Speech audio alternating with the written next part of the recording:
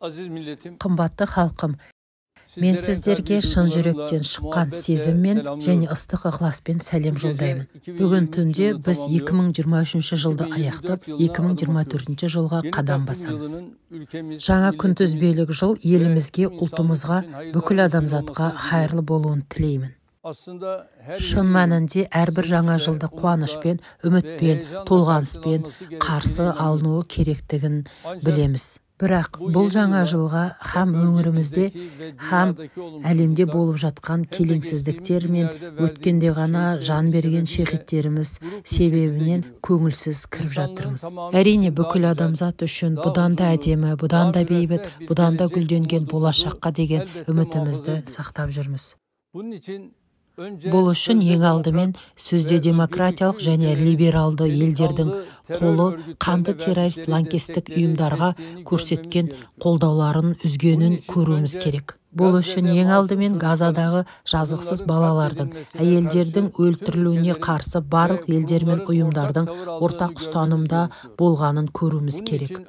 Бұл үшін ең алдымен әсіресе Ресей-Украина соғысы баста жеке адамдарға қайғыры қасірет әкелетін, зардап шектіретін және елдердің ресурстарын ысырап ететін қақтығыстардың тоқтатылуы үшін әділ және шынайы күш-жігер жұмсалғанын көруіміз керек. Бұл үшін ең алдымен ғасырлар бойы қаналған, намысы тапталған қоғамдардың байлықтарының өз болашағына, өркендеуіне, қауіпсіздігіне жұмсалып жатқанын көруіміз керек. Бір сөзбен айтқанда, үміттерді шындыққа айналдыру үшін біз әлемдегі барлық елдердің, ұйымдардың және жеке тұлғалардың ортақ құндылықтар мен қағидаттар төңірегінде бірігуін қамтамасыз етуіміз керек. Түркия ретінде біз бұл әлем суретінде басқа орын, басқа миссия, басқа құндылықтардың орын алғанын ұсынамыз. Мемлекет және ұлт ретінде біз тек қана өзіміздің қауіпсіздік пен өркендеуді нәтижеге жеткізу үшін күреспен шектелмейміз. Әлемде және аймағымызда бейбітшілік ахуалы орнамайынша, біздің де бейбітшілік таба алмайтынымыз түсіністігімен бәрі үшін бірдей стандарттар тілейміз. Осы түсіністікпен біз аймағымыздағы бейбітшілік күш-жігерін нәтижеге жеткізуге тырысып жатырмыз. Достарымызбен қарым-қатынасымызды әр салада дамытып жатырмыз. Бауырларымыздың қиыншылығына алаңдаймыз. Біз әлемді жақсырақ, әділеттірек және бұдан да гүлденген болашаққа дайындауға бағытталған барлық күш-жігерді қолдап жүрміз. Республикамыздың бірінші ғасырын аяқтап, Түркия 100 жылы деп атайтын жаңа ғасырына қадам басқан шақта біз бұдан да үлкен мақсаттарға ұмтылған сайын табандылығымыз бен күш-жігерімізді нығайтып келеміз. Залымның зұлымдығы мәңгілік жалғаспайтынына сенеміз. Әділетсіз және теңдікке негізделмеген халықаралық басқару жүйесінің соңғы талпынысы екеніне сенеміз. Жазықсыздардың үні бүкіл әлемге тарағанына, бұл дауыстардың жаңғырып адамзаттың ортақ ар-ожданына айналады деп сенеміз. Расында Түркияның азаматтарына, достары мен бауырларына және бүкіл адамзатқа үндеу жасайтын мәлімдемелер мен көзқарастары адамдардың жүрегінде көбірек орын тапқанын көріп отырмыз. Қымбатты халқым, әрине осынау қиын жолда біз үнемі жаңа сынақтарға, жаңа қиыншылықтарға, жаңа кедергілерге тап болудамыз. Терроризммен күрестен экономикалық тұзақтарға дейін көптеген салада бастан кешкен мәселелеріміздің негізінде ұлы және қуатты Түркияның құрылысына тосқауыл қою мақсаттары бар. Біз ел болып өз әлеуетімізді, мүмкіндіктерімізді тиімді пайдаланған сайын бұл күрес одан сайын күрделене түседі. Өйткені Түркияның өркендеуі деген ғасырлар бойы біздің сүрінуіміздің арқасында дүниенің төрт бұрышында емін-еркін ойына келгенін істеп жүргендердің жоспарларының бұзылуы деген сөз. Біздің күшеуіміз деген өз өркендеуі мен қауіпсіздігі үшін басқаларды пайдаланатын, қанайтын және езетіндердің жүйелерін жою деген сөз. Біздің даусымызға көбірек құлақ асу деген әлемнің әрбір шетінен құқық, әділет, бостандық пен ар-ожданды іздеудің күшеюі деген сөз.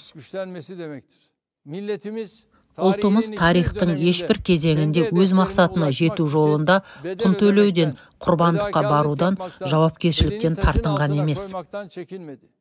Соңғы 21 жылда басымыздан өткен көптеген сыни оқиғаларға қарсы халқымыздың көрсеткен берік ұстанымы мен табандылығының бүгінде жалғасып жатқанын көрсетеді. Иә, осы жерден тағы бір рет қайталағым келеді. Ұлтымыз бірлігін, ынтымағын, бауырластығын сақтаған сайын Алланың рұқсатымен бізді ешкім бөле алмайды. Мемлекетіміздің 2023 жылғы мақсаттарының келесі кезеңі болып табылатын Түркия 100 жылының жоспарларын жүзеге асырған сайын Алланың қалауымен ай жұлдызды туымыздың көкте желбіреуі биіктей түседі.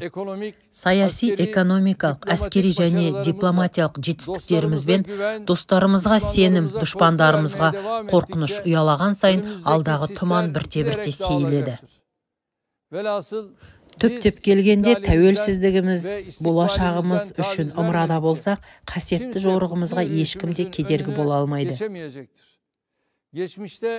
Бұрынырақта бізді жаулап алған империализмнің құралдарының бірі жұмсақ күштердің, төңкерістердің, лаңкестік ұйымдардың және саяси әлеуметтік инженерлік жобалардың кесірінен көп уақытымызды, көп күш қуатымыз бен көп адамдарымызды жоғалттық. Бүгінде бұндай әрекеттерге қарнымыздың тойғанындай мұнша ауыр есеп айырысуға ниетімізде жоқ. Елімізді өзінің ішкі күресімен әуре сарсаңға салып, тарихи мұрасынан ие болуы тиіс мүмкіндіктерінен айырғандармен қоштасқалы да көп болды. Әр сәт сайын қайталайтын бір ел, бір ту, бір отан, бір мемлекет деген ұранымыздың мәні осында.